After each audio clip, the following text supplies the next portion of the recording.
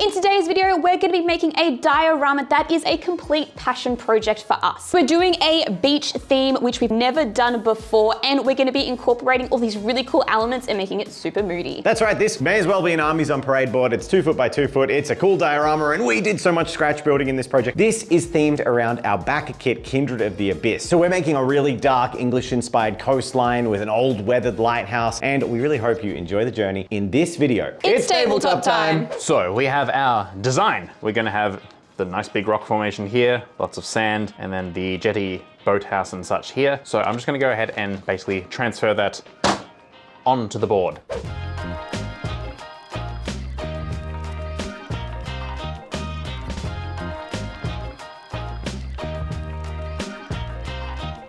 One of my first hobby memories is scratch building terrain out of cardboard, cereal boxes, and anything I could find lying around the house. Old White Dwarf magazines inspired me to tear apart kitchen scourers, make hedgerows, and use toothpicks to make inspiring little cactuses. So I find even in my adult years that I am drawn to scratch building. So when we were faced with this bonus video of building something just for our love of our Kindred of the Abyss, the idea of making something I've never done before was really exciting. And the part of the project that falls to me is the lighthouse. Now this is going to be a really interesting thing to tackle. I've got a few ideas. So let's get down to it. So one of the toughest challenges you can face when you're doing this sort of thing, I think, is making a cylindrical structure. Now you can find a whole bunch of PVC tubes and things like that, but when you're going for a scale such as this lighthouse, it's quite a bit fatter than your traditional cardboard toilet paper rolls or things like that. I also wanted the lighthouse to taper slightly at the top. So that meant my best method would be curling something around such as paper and gluing it together at an odd angle. But knowing how perforated foam and cardboard can bend, I decided to go with foam core, which is this foam sheet with cardboard backing on either side. I peeled away one side of the cardboard, allowing me access to the foam, and then I used a sculpting tool to carve brickwork into it. This could then allow me to basically bend and crack all of the foam around a circular object, and then by cutting one end at an odd angle, I could glue it together and the whole thing just slightly tapered up towards the middle. It does mean the bottom surface is a little bit uneven, but I can fix that with Sculpt-It when I adhere it to the board. So to help make my foam tube stay in place, I used wooden skewers, cut them all to the exact same length, and then glued them together at a central point. I could then glue these little arrays of sticks inside the tube, which will help give it structural strength and also help to even out its shape so that it is roughly cylindrical. So with the tube established, it's time for me to do some more things I've never done before. Every time I do a project on the channel, I really try and do something new and learn something. And we've played around with plaster wall filler a few times, and I had what I thought was a pretty good idea. The foam brickwork of the lighthouse is okay, but I didn't do an amazing job on it because I was planning on rendering it. A lot of lighthouses you see have white render on stonework, so I used the plaster filler to make that effect, covering most of the surfaces in 2 coats. This served 2 purposes: one, helping me to cover up any imperfections and hide the seam line where I joined the 2 bits of foam together, and the second purpose was to fill the gaps in the foam and make it look as if there was mortar between the bricks. Now I'll leave this to dry, and when it's done, I can get to work treating it.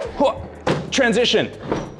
It is time to start putting on the mountainside. So I'm gonna start cutting this out, making it fit. This lighthouse it's a little bit bigger than was anticipated. That's fine, that happens. I am the captain now.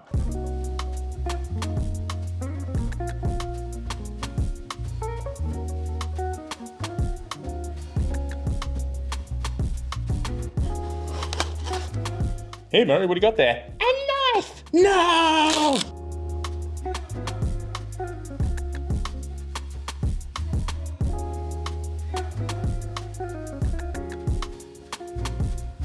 Time to explain what the hell I'm doing. Die! Now, what I've done here is roughly block all the polystyrene into the shape that I want. I've cut out the rough idea of where I want these stairs to go, and then I've glued them together. But to help hold them together, I'm just tacking it together with some toothpicks, and that'll hold nicely so I can continue to have at it. For some extra texture, we have actual rocks when your fake rock doesn't look rock enough. So I'm just gonna go and start putting that together. And I think it'll come together really quickly.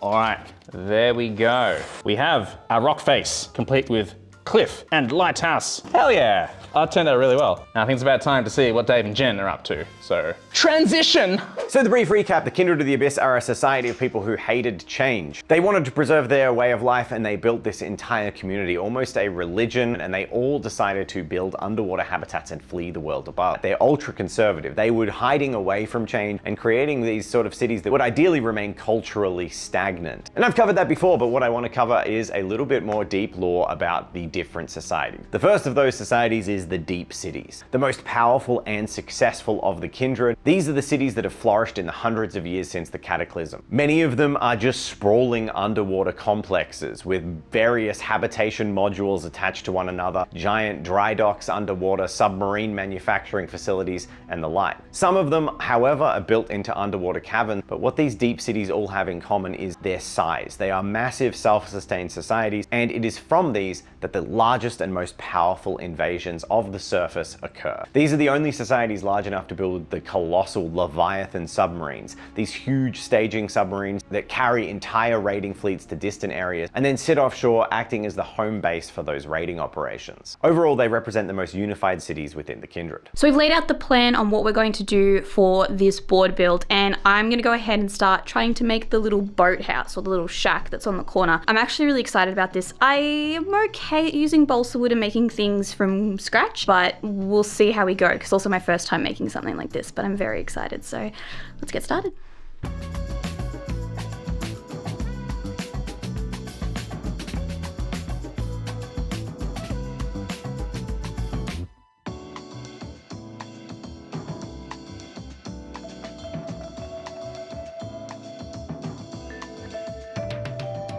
So with Murray and Jen starting on the board, I have something else to do. It's going to be the only area where I lean on digital work, but it's still going to be scratch built in the sense that I'm going to design it. Because what I'm going to create is these submersible bathyspheres. They're used by the Kindred of the Abyss to basically kidnap people. They throw them in, they're towed out into the water by these land subs. The land subs then attach a buoy and run a line by anchor down to the seafloor. They then basically attach the bathyspheres with this guiding line and sink it to the bottom. And once it's at the bottom, they're collected by these submersible crab walkers, taken on their Leviathan support submarines, and replaced with empty ones, making this horrifying convoy of the depths where prisoners are taken, sunk to the seas, never to be seen again, and fresh bathyspheres rise up to be filled. Now, a bathysphere is a fairly solved design. They're effectively classic diving windows with some reinforcement and, well, a ball with a few greebles. It was fairly simple to make. I added in some hex bolts, some rivets, a hatch, the glass at the front, and some big bars over the top that can be hooked onto cranes and mechanisms on the vehicles that the Kindred have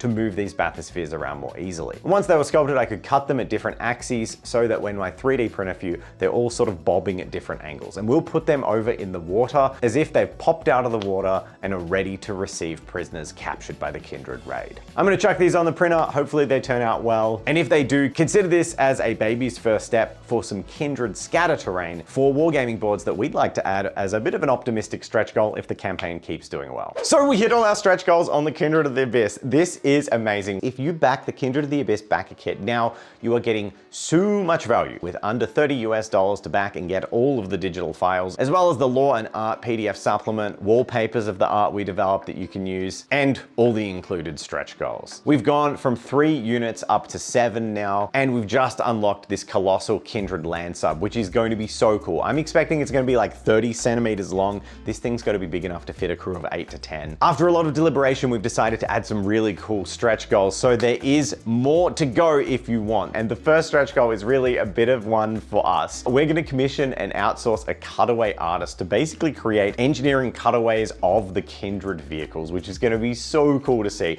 We just think it's going to be really fun and something that'll add a great bit to the lore of the Kindred and really make us be able to feel and understand what's going on with them. We also have added a stretch goal for a bust. We'd really like something for the artists and the painters out there to focus on. Now, if we're lucky enough to hit those 2 stretch goals, we do have a few more planned just in case, and they do include some really cool units, and we're going to tell you more about them the next time we plug the campaign. But there's only just over a week left, so now is the time to back, show your support, help Tabletop time out, and that includes for our next project, which will of course be the Sisters of the Old Blood Gens faction, which is so exciting. Thank you so much. Check out the links in the description. Your support really does mean the world and making this project more and more and more. Can't wait to share what we've got planned, and I hope you're keen on what we've been sharing here. Thanks everyone. All right, so it's a new day. Jen has finished I nearly said bathhouse, boathouse, slightly different. And that looks fantastic. She's done a great job with just all the ramshackle wood everywhere. I have done the pier, which is very much in the same state of disrepair. Dave's gone and printed some bathyspheres? And they're gonna go like out here for people departing against their will. And it's all gonna come together real quick and we can add all the miniatures and people coming out of the water later. So, first things first, rock meet rock. Explosions.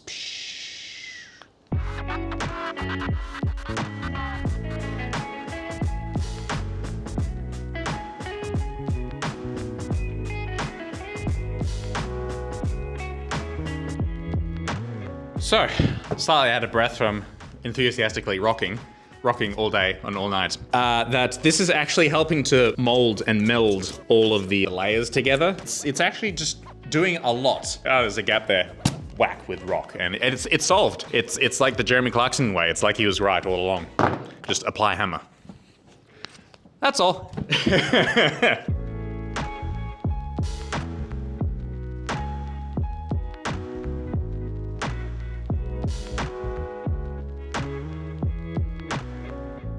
The next type of kindred society we're calling the riggers. When the kindred cities were built, a lot of them were built at the base of floating rigs on the surface of the sea or at the foundations of fixed rigs that were built into the seabed. This allowed them a sort of physical conduit between the upper and lower worlds where they could begin to establish and build their cities. Now, many of the kindred cities allowed this to fall to ruin in the intervening centuries, no longer needing it, and the cataclysm of the world just wiping it out, leaving nothing but a few spars of broken metal marking the location of the kindred cities in the ocean. But not all kindred societies were so lucky. Many of them had massive issues in their development, whether it was civil conflict within the society, general crises where they lost vital resources that prevented them from expanding in the usual ways. Many of these cities would return to their oil rigs above, some of them creating half societies where some live below and some above the water, others living entirely on their rigs, still ocean bound and isolationist, but still getting some vitamin D up above. This created a bit of a cultural divide between the rig cities and the deep cities, where the rig cities might be considered the most moderate kindred. Some of them are even hinged rather than being completely unhinged, maintaining trade routes with surface societies, and while they still raid and war, often they'll have agreements with who they can or can't, and they function a little bit more civilly as far as kindred can.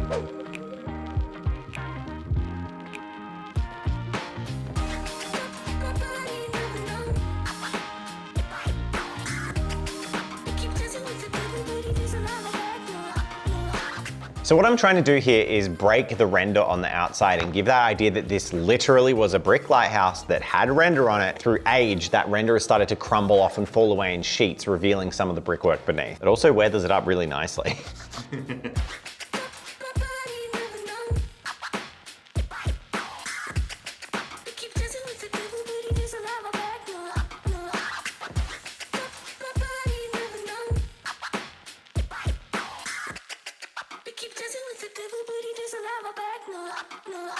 All right, so immediately after chipping it, I realized, hey, this is looking good, but I want a much smoother finish on the rest of the render. So I'm gonna use some sandpaper. I'm starting with really high grit, which is just gonna put some scratches in the texture, which is actually perfect when you're working at this scale. It just adds detail, but I will move to a finer grit sandpaper for a second pass. I think this is gonna work. I'm actually really feeling confident about this, which is rare.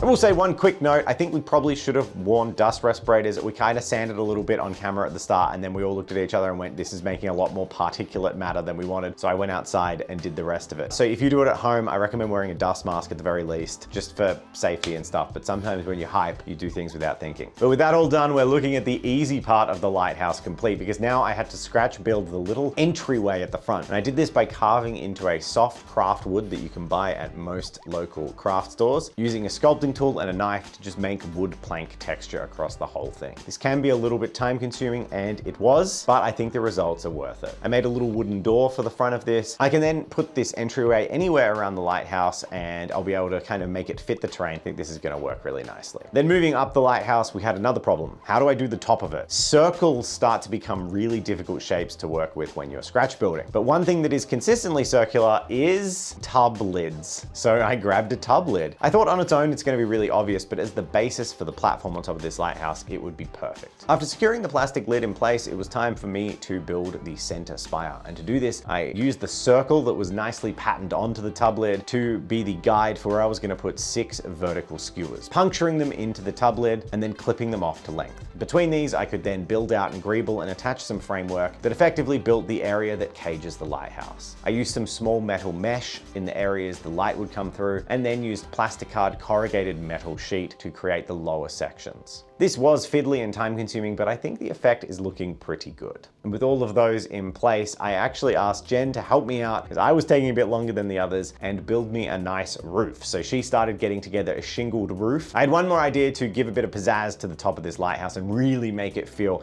iconic. And that's that a lot of these lighthouses have a support railing around the outside. And again, we're talking about circles, which are very hard to do with crafting. Murray suggested using a piece of 3D printer filament. And I thought this was a fantastic idea. So the way I did this is I used a pin vise drill to drill small circles in the top of some lengths of wood that I had cut out. All of these little pieces of wood are the same length and all have this hole at the top. I could just slide that filament around in a circle, letting it follow its natural curve until it met back again. This is so satisfying, both visually and to do it, and the result I'm so happy with. But before I can glue the roof on, there's one more consideration I have. I'm really happy with how this has turned out. I think it's all come together, but there's one thing I can't do, and that's, well, I'm not gonna actually put a light in the middle of it. The way I've built it will make it kind of hard, and wiring it up would be quite complicated. And while some people might see that as sort of like the fundamental part of a lighthouse, this lighthouse isn't actually meant to be functioning. This is kind of an old coastal area that's been abandoned, and that's where the kindred are coming out into the water. So we don't really want it to be a source of hope. It's kind of a bleak landscape with this silhouette of a dark and long burnt out lighthouse sitting up there. But we do have a roof to attach, and this raises a problem, because if I put this roof on here, it's going to be really hard to get color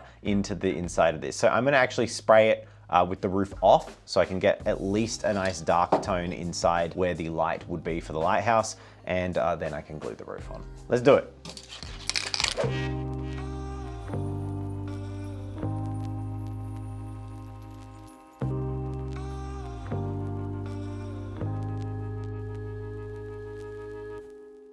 Spin transition. It is time to get some boats, and I know exactly how big I need to make them, so I'm gonna find some files online and I'm gonna print them out. Time to find some boats.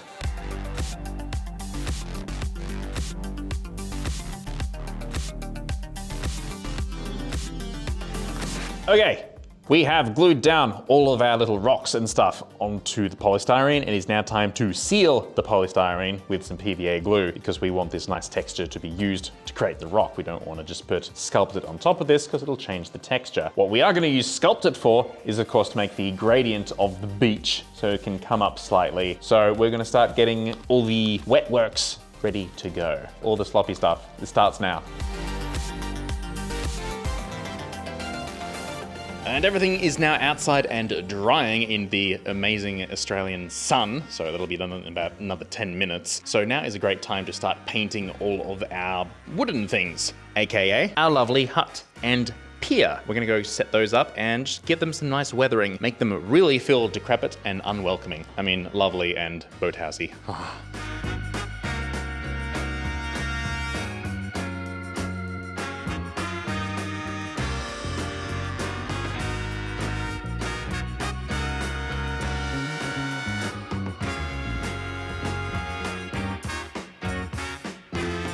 Sand time. It's time to put the sand on. There's gonna put sand here to here, and there'll be more sand, and there'll be thicker sand. We like thicker sand, and we'll build it up, and it'll look natural, it'll be awesome, and it'll look really miserable, like a beach in Bristol, I don't know. Sand time.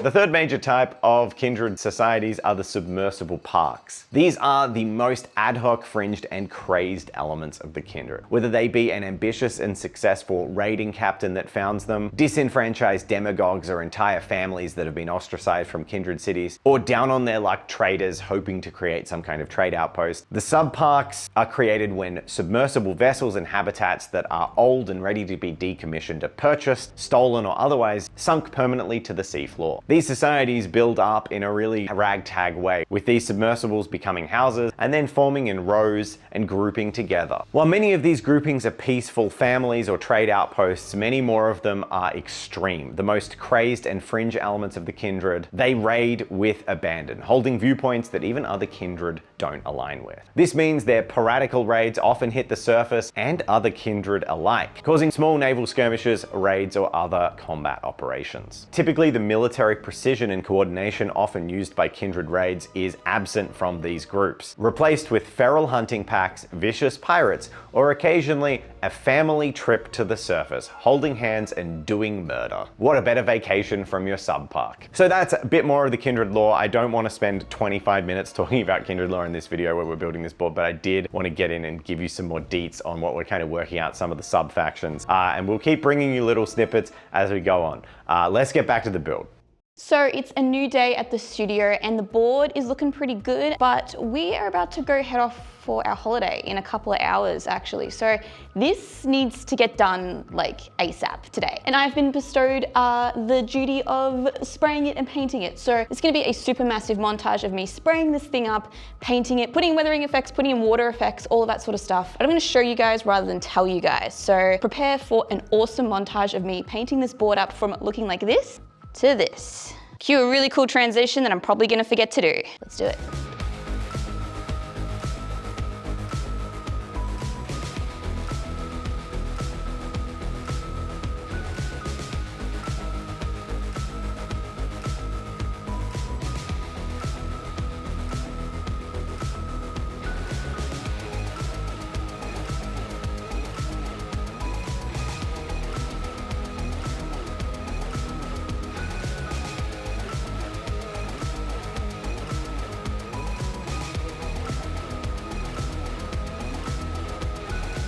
So Jen is working on painting this board. She's doing a great job, but I'm going to bring in and glue on some of these props. And in looking at the color scheme, we can also see that they're a little bit too light. So after I've glued them onto the board, I'm also going to create an oil wash and just coat everything and darken it all down. I think the oil will seep into the cracks in the wood. It's gonna look really good. It'll take a little while to dry though. So let's do it. First off, gotta cut these legs to size.